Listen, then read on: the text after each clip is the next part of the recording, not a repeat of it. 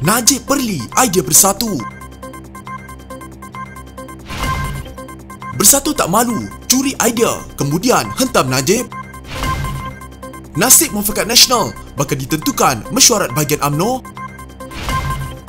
UMNO tak ambil mudah dengan keputusan PRN Melaka.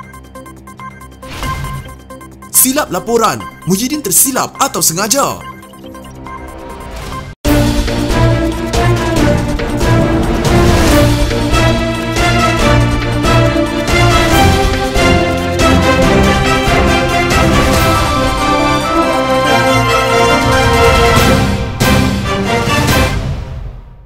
BRIM itu dedakkan, bukan cash transfer kan? Soal Datuk Seri Najib Razak. Persoalan itu dilemparkan kepada Wan Saiful Wan Jan selepas Ketua Penerangan Parti Pribumi Bersatu Malaysia (PPBM) itu menyarankan kerajaan meneruskan program bantuan keuangan untuk rakyat dalam bentuk cash transfer yang dimulakan oleh Tan Sri Muhyiddin Yassin. Segera dan pastikan tiada ketirisan. Pada masa sama, undang-undang berkaitan kawalan harga, kawalan bekalan dan anti pencatutan mesti dikuatkuasakan sepenuhnya. Kegiatan hoarding mesti dibanteras untuk memastikan barang-barang keperluan sentiasa cukup dalam pasaran, katanya dalam hantaran di Facebook. Secara sinis, bekas Perdana Menteri itu berkata, cash transfer telah mula dilaksanakan semasa pelaksanaan Perintah Kawalan Pergerakan 1.0.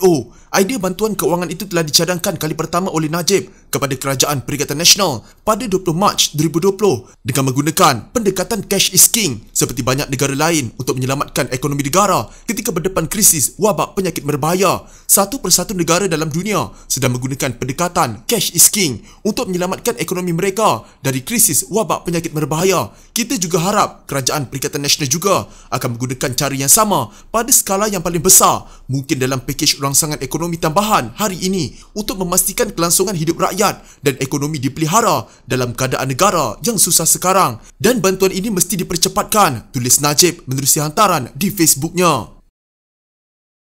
Cukuplah tipu rakyat. Rakyat bukan bodoh dan rakyat tidak lupa, kata Isham Jalil. Ketua Penerangan Barisan Nasional Selangor itu membidas Ketua Penerangan Parti Pribumi Bersatu Malaysia (PPBM) Datuk Wan Saiful Wan Jan yang didakwa mengambil kredit apabila menyarankan kerajaan meneruskan program bantuan keuangan untuk rakyat dalam bentuk cash transfer yang dimulakan oleh Tan Sri Muhyiddin Yassin. Menyifatkan Wan Saiful mungkin baru keluar gua, Isham berkata yang memperkenalkan bantuan tunai menyeluruh kepada rakyat adalah Datuk Seri Najib Razak. Katanya, Najib yang terlebih dahulu memperkenalkan BRIM. Masa itu kamu kutuk dia dan kamu tolak BRIM kerana kamu kata kamu tolak cash is king bagai. Dan lepas kamu menang PRU14 dengan Pakatan Harapan, abah kamu Muhyiddin, atuk kamu Mahathir serta uncle kamu Guan Eng dan puak-puak kamu yang potong BRIM dan suruh rakyat ikat perut dan jangan harap bantuan kerajaan. Ini semua setelah puak kamu tipu manifesto yang kamu kata bukan kitab suci, bidasnya lagi. Tambahnya, selepas PPBM memerintah 22 bulan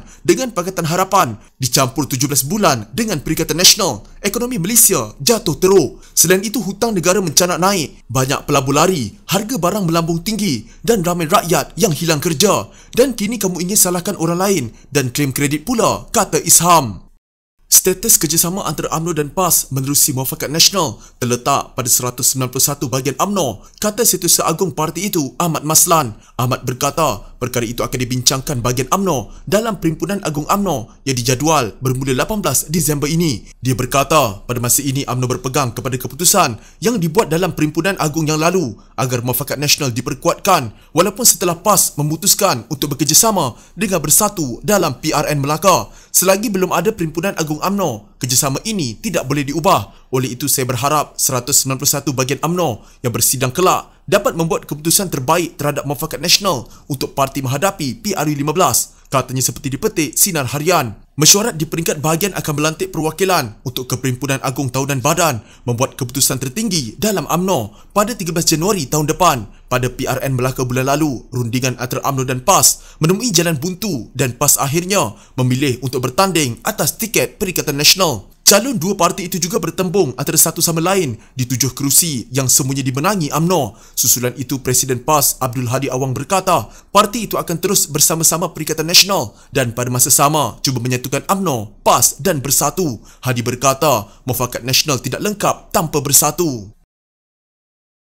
Naib Presiden UMNO Muhammad Khalid Nordin berusaha meredakan kebimbangan seorang veteran parti bahawa kemenangan besar Barisan Nasional dalam pilihan raya negeri Melaka akan menyebabkan parti itu leka. Mengulas peringatan yang diberikan oleh Tengku Razali Hamzah supaya parti itu jangan terlalu yakin, Khalid berkata, UMNO sedar bahawa Barisan Nasional mesti sentiasa bersedia untuk menghadapi banyak cabaran di hadapan. Beliau memberitahu portal FMT bahawa UMNO sebenarnya menjadi lebih berhati-hati dan akan menggunakan semua data yang ada untuk menilai mood rakyat dan sentimen pengundi. Katanya, parti juga akan melihat dari segi masalah ekonomi dan sosial, menilai populariti kerajaan sekarang dan menangani beberapa isu lain termasuk yang timbul daripada pelaksanaan undi 18 dan pendaftaran pemilih secara automatik. Khalid juga berkata, kemenangan di Melaka bagaimanapun telah meningkatkan semangat dalam Barisan Nasional dan UMNO. Baru-baru ini Tengku Razali yang juga bekas pengerusi Jemaah Penasihat UMNO berkata, UMNO tidak boleh terpedaya dengan keputusan pilihan raya itu kerana ramai pengundi tidak keluar membuat undi. Katanya mereka yang tidak mengundi mungkin mengambil pendekatan tunggu dan lihat sehingga pilihan raya umum diadakan yang dijangka tahun depan.